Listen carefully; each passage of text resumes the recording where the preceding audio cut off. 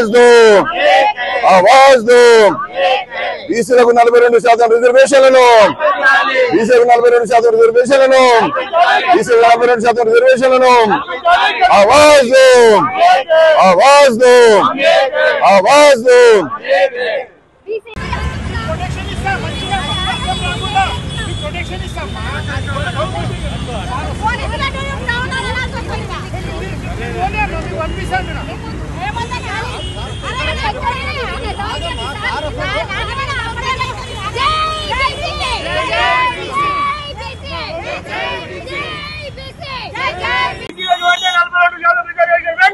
అమలు చేయాలి, అమలు చేయాలి, అమలు చేయాలి। జై జై బీసీ, జై జై బీసీ। బీసీలకు అడ్డవాడు, బీసీలకు అడ్డవాడు। జై జై బీసీ, జై జై బీసీ। అంబేద్కర్, అంబేద్కర్। 42% స్థానిక సంస్థల్లో రిజర్వేషన్లను కాపాడాలనేటువంటి లక్ష్యంతో బంద్కు పిలిపించినటువంటి బీసీ సమాజం పిలుపు మేరకు సంపూర్ణంగా బంద్ను విజయవంతం చేసినటువంటి రాష్ట్ర ప్రజావళికి, ఈ బంద్కు మద్దతు ప్రకటించినటువంటి ప్రజా సంఘాలకు, భారతీయ జనతా పార్టీ అధ్యక్షులు శ్రీ ఎన్ రామచంద్రరావు గారికి, అన్ని రాజకీయ పార్టీలకు హృదయపూర్వకంగా ధన్యవాదాలు తెలియజేస్తా ఉన్నాం।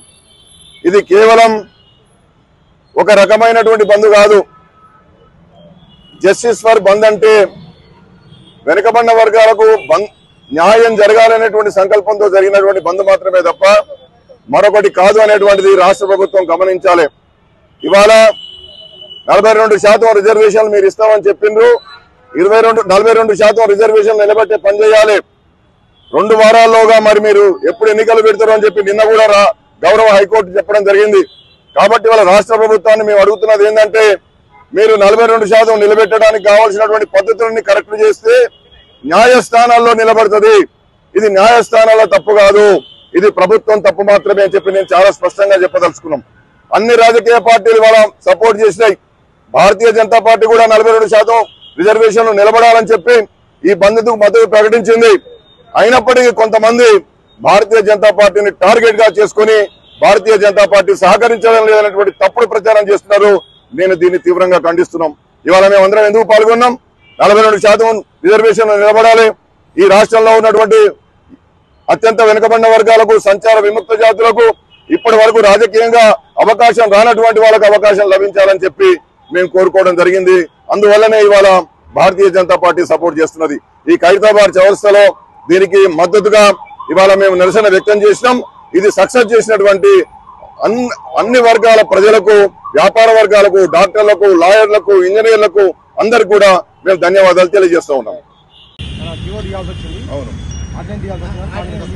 అయితే ఒకటే మీరు గమనించాలి, పద్ధతులన్నీ కరెక్ట్ ఉంటే దాన్ని గవర్నర్ సంతకం పెడతాడు। గవర్నర్ గారి దగ్గర గతంలో బిల్లు 3, బిల్లు 4ను రిజర్వ్ చేసి ప్రెసిడెంట్ గారికి పంపించామన్నారు। ఈ రాష్ట్ర ప్రభుత్వమే ప్రెసిడెంట్ గారికి పంపించామని 31C కింద పంపించామని కోరడం జరిగింది। గవర్నర్ గారు తనంతట తాను ప్రెసిడెంట్ గారికి పంపలే, మీరు బిల్లులలోనే 31C ఇక్కడ రిజర్వ్ చేసి కేంద్రానికి పంపమన్నారు, పంపించిన అక్కడ రాష్ట్రపతి గారికి పంపించమన్నారు। రాష్ట్రపతి గారి దగ్గర అది పరిశీలనలో ఉన్నది। దాని తర్వాత వెంటనే మీరు ఆర్డినెన్స్ తీసుకొచ్చారు।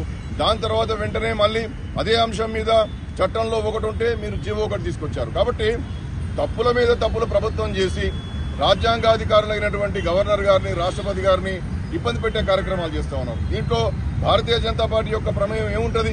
అన్ని రాష్ట్రాలలో కూడా కోర్టులు అడ్డుకున్నప్పుడు, సుప్రీంకోర్టు అడ్డుకున్నప్పుడు, గవర్నర్ సంతకం పెట్టినప్పుడు బీజేపీ పాలిత రాష్ట్రాల్లో కూడా కేంద్ర ప్రభుత్వం జోక్యం చేసుకోలే। కాబట్టి ఒక తప్పుడు అపప్రదతో బీజేపీ పార్టీని అప్రతిష్ట పాలు చేసేటటువంటి ఒక కుట్ర జరుగుతున్నది।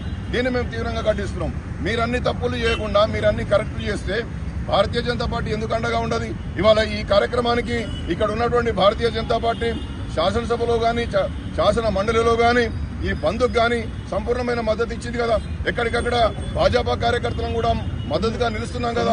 కాబట్టి మేము ఏమంటున్నామంటే 9వ షెడ్యూల్ లో పెట్టడానికి కావాల్సినటువంటి పార్లమెంట్ లో బీజేపీ ఉంది, 9వ షెడ్యూల్ చేస్తారంటే బీజేపీ అవుతుంది. తప్పనిసరిగా మీరు ఇవాళ 9వ షెడ్యూల్లో పెట్టాలంటే కేంద్ర ప్రభుత్వమే చేయాలి. 9వ షెడ్యూల్లో పెట్టమని చెప్పి నువ్వు కోరాలి కదా, నువ్వు తీర్మానం పంపాలి కదా. నువ్వు తీర్మానం పంపవు, అసెంబ్లీలో తీర్మానం చేయవు, నువ్వు బిల్లుల ద్వారా దాన్ని చట్టం చేసి కేంద్రము 9వ షెడ్యూల్లో పెట్టాలని చెప్పి కోరకుండానే 9వ షెడ్యూల్లో పెట్టమంటే ఎట్లా? రాజ్యాంగ ప్రక్రియలను రాజకీయ విమర్శలతో తప్పుదోవ పట్టించి భాజపాను విమర్శించే కార్యక్రమం చేస్తున్నాడు. కాబట్టి ఇవాళ బీసీ సంఘాలు కావచ్చు, బీసీ మేధావులు కావచ్చు, ప్రజలు కావచ్చు, ప్రభుత్వము ఈ రోజు వరకు 9వ షెడ్యూల్లో పెట్టమని ఏ ప్రక్రియ కూడా చేయలేదు. చేయనప్పుడు కేంద్ర ప్రభుత్వం తనంతట తాను ఏ విధంగా ఇనిషియేటివ్ తీసుకుంటది? కాబట్టి ఇది తప్పుదోవ పట్టించి బీసీల ప్రయోజనాలు లాక్కునే ప్రయత్నం చేస్తున్నారు తప్ప ఇందులో భాజపాది కానీ కేంద్ర ప్రభుత్వాన్ని కానీ తప్పు లేదనేటువంటి విషయాన్ని గమనించాలని చెప్పి నేను మనవి చేస్తున్నా. ఇప్పుడు పెద్దలు కాటం నరసింహ యాదవ్ గారు మాట్లాడతారు.